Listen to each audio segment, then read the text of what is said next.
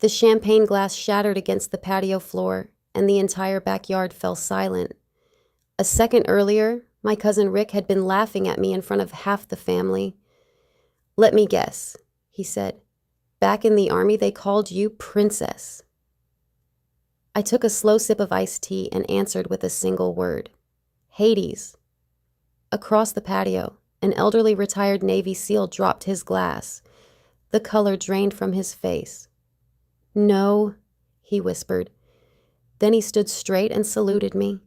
That was the moment my cousin realized he had made a terrible mistake.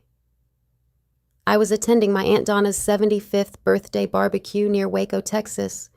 I rarely came to family gatherings anymore. Most relatives saw me as the quiet cousin who disappeared into the army years ago and returned withdrawn and distant. I never corrected their assumptions. It was easier that way. Rick, however, had never learned when to stop talking.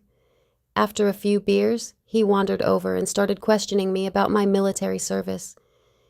"Did you ever do anything dangerous?" "Sometimes." "Fight anybody?" "Only hand to hand. Knives were optional." Everyone laughed. Then came the princess comment. When I answered Hades, the retired Navy SEAL, Walter Briggs, reacted instantly. He approached slowly, staring at me. "You flew Kandahar extraction routes," he said quietly. I remained silent. "I heard you were dead." The entire patio froze. Walter looked at my family and said, "Do any of you know who she is?" Nobody did. He explained that call signs in the military were usually jokes or nicknames. Mine wasn't. According to Walter, Rangers, SEALs, Marines, and pilots owed their lives to me. My relatives stared in disbelief. I finally admitted that I had flown combat extraction missions. Walter corrected me. "She flew Black Zone rescues, the missions nobody else would touch." Then he told them about Kandahar.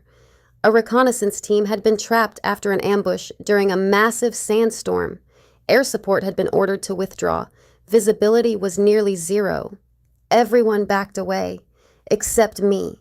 I flew into the storm anyway. The helicopter took enemy fire. Warning alarms screamed. The aircraft was damaged before it even landed, but we got the team out. "Those men were considered dead already," Walter said. "She brought them home." Rick's expression changed completely. For the first time in his life, he had nothing to say. Then Walter asked the question I had spent 20 years avoiding. "Why did you disappear afterward?" "Because Kandahar wasn't the end of the story. The mission succeeded, but the aftermath destroyed my life. The commanding officer responsible for abandoning the trapped soldiers had powerful connections. When the operation became a disaster, someone had to take the blame. That someone became me. I was accused of acting recklessly, violating orders, and endangering military assets. The truth was simple. I had embarrassed an important man. The official story buried what really happened. My marriage collapsed. I stopped sleeping. Helicopter sounds triggered panic attacks. Eventually, I isolated myself from nearly everyone. For 2 decades, I lived quietly, growing vegetables, avoiding crowds, and trying to forget. That night, Walter revealed something else. The officer who buried the truth was now a retired general named Daniel Mercer, and he would be speaking at a veterans fundraiser in Austin the next evening. I didn't want to go, but somehow I found myself standing in that ballroom the next night. Mercer looked exactly as I remembered, confident, polished, respected. When he saw me, his smile vanished. "Claire Donovan," he said. "General Mercer." The tension was immediate. Later during his speech, Mercer spoke about leadership and sacrifice. Then, he subtly began questioning the credibility of veterans whose trauma affected their memories. He was doing the same thing he had done 20 years earlier, trying to bury the truth with carefully chosen words. Walter had enough. He stood and shouted, "I was there." The room fell silent. He pointed at me. "That woman flew into a firestorm while you ran." Mercer denied it. Then another voice spoke. An elderly Marine rose from a wheelchair. "She saved my life." Another veteran stood. Then another. One by one, survivors and witnesses spoke.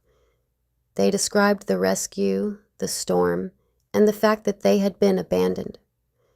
Walter revealed that portions of the Kandahar files had been declassified. People could finally read what happened. The ballroom transformed from a celebration into a courtroom.